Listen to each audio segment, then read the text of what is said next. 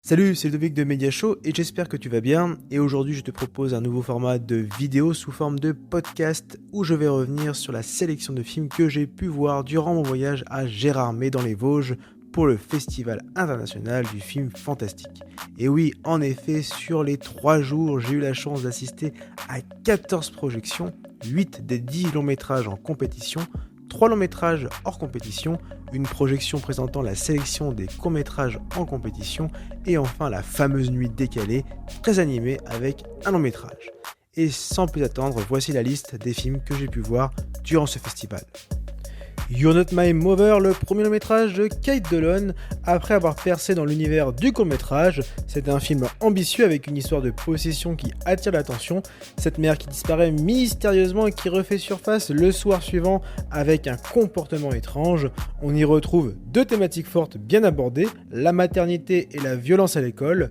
L'ensemble est porté par une belle et sombre mise en scène ainsi qu'une distribution honorable. 2 points négatifs tout de même à relever, à savoir un rythme assez inégal et un manque d'enjeu. Également le premier long métrage pour Charlotte Colbert avec She Will. Le véritable point fort de cette réalisation, c'est la direction artistique, maîtrisée et ensorcelante.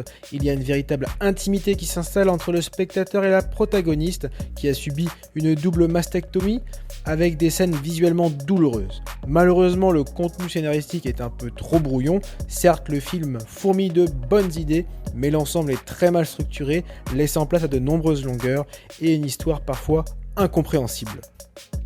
Hate for Silver, Sean Hill avait tous les ingrédients pour nous proposer un très bon thriller horrifique, tout particulièrement avec le premier quart d'heure plutôt intéressant autour de ce camp de bohémiens et qui nous offre également de scènes visuellement percutantes, notamment cet épouvantail humain, mais malheureusement, plus l'histoire avance, plus le manque d'inspiration se fait ressentir.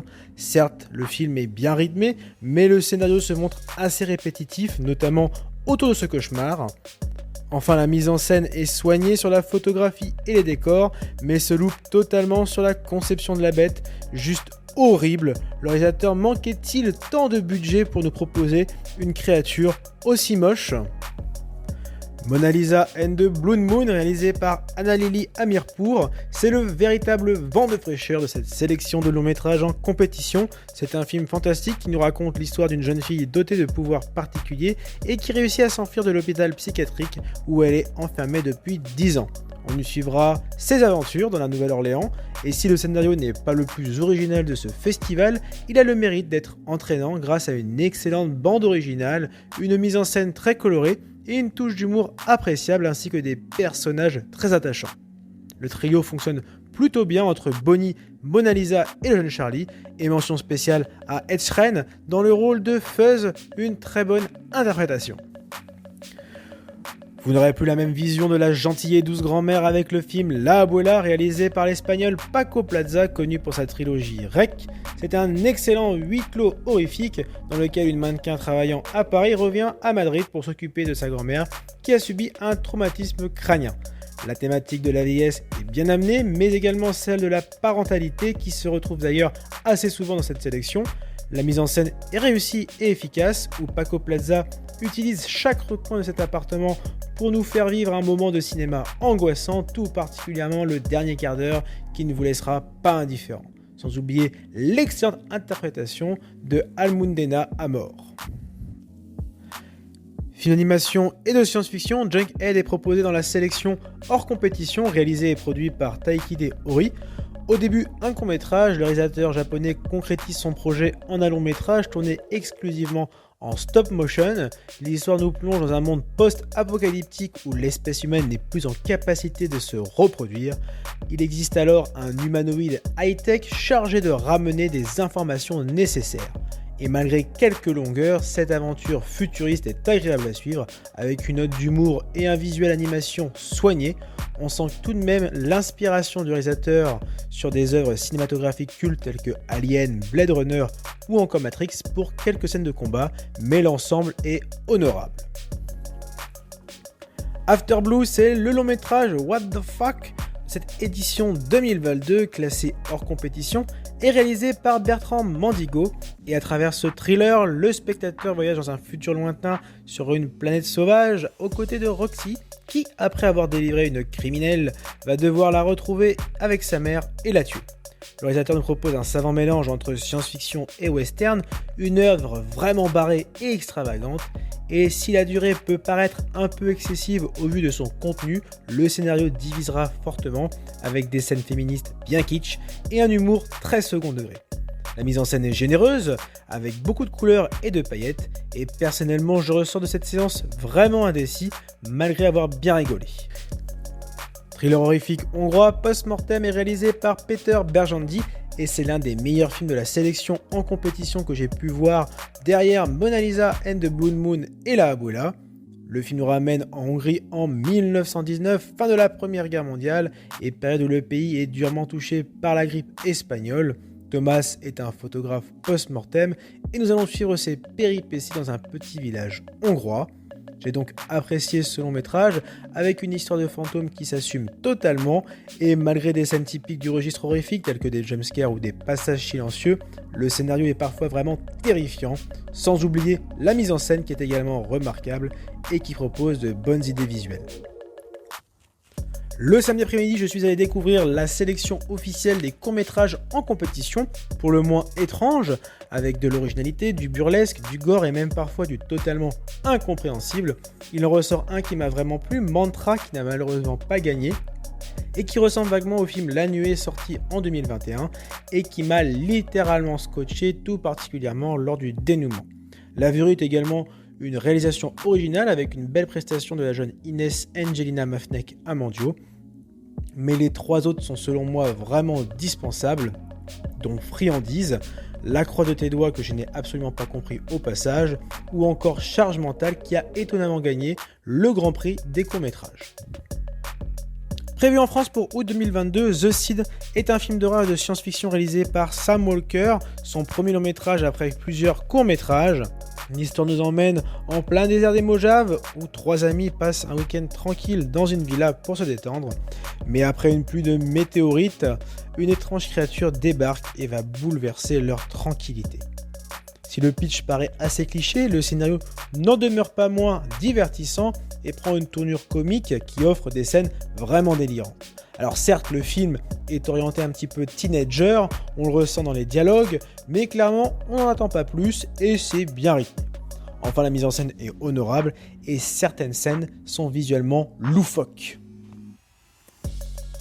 Ces dernières années, Nicolas Cage n'arrive plus à se démarquer dans de grosses productions. Et ce n'est pas ce long métrage qui mettra en éloge son jeu d'acteur.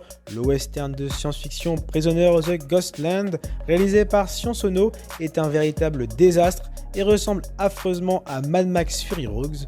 Et si l'introduction laisse vraiment à désirer avec des situations vraiment ridicules, Nicolas Cage dans une combinaison de cuir sur un vélo, non mais sérieusement, eh bien le scénario reste dans la médiocrité avec une histoire qui n'a véritablement aucun sens, des dialogues perchés et une mauvaise distribution.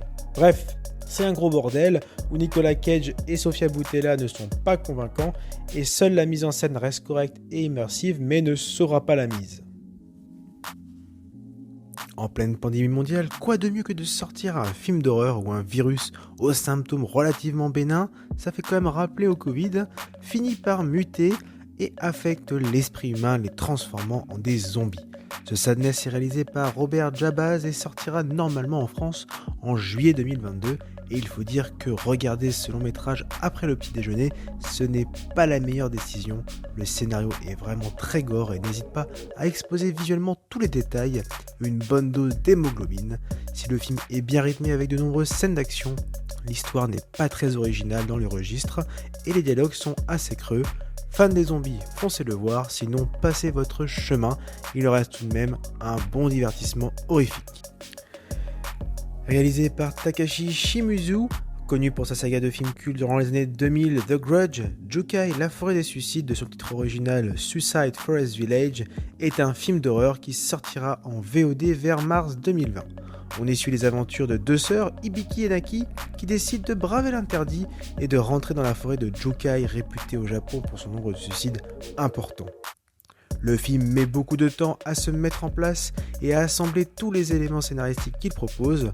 En effet, durant la première moitié de l'histoire, on cherche en vain à comprendre la relation de cette boîte maudite, la forêt de Jukai, l'influenceuse et les personnages principaux. Mais fort heureusement, avec un peu de patience, il y a de quoi véritablement apprécier ce film qui propose une seconde partie mieux rythmée, plus cohérente et assez effrayante, tout particulièrement dans la forêt. Enfin, le point fort du long métrage est le développement du personnage de Hibiki et la relation qu'elle entretient avec la forêt, considérée ici comme un des personnages du scénario. Dernière séance du festival, Ego, vainqueur du Grand Prix, est réalisé par Anna Bergholm, son premier long métrage. C'est un film alliant le fantastique et l'horreur et qui raconte l'étrange rencontre entre Tinja, 12 ans, et un œuf bien étrange qu'elle va cacher jusqu'à l'éclosion d'une inquiétante créature. Décidément, cette 29e édition nous a proposé de belles réalisations. Ce long métrage m'a également beaucoup plu pour l'originalité de son histoire et les thématiques qu'il aborde.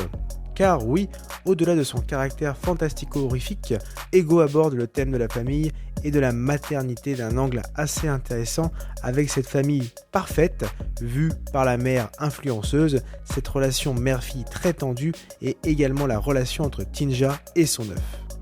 L'histoire autour de la créature est atypique et très mystérieuse, la mise en scène est réussie avec de beaux effets visuels, la distribution est également remarquable, bref c'est une belle fiction, mais dont le dénouement aurait pu être un petit peu plus écourté car un peu trop tiré par les cheveux. Et voilà, cette vidéo est à présent terminée et j'espère qu'elle t'a plu. Si c'est le cas, lâche le pouce bleu, partage ton avis sur ce nouveau format dans les commentaires. Et n'oublie pas de t'abonner à la page Facebook, à la page Instagram, mais également à la chaîne YouTube, sans oublier la petite cloche pour recevoir toute l'actualité de Media Show. Allez, à très vite!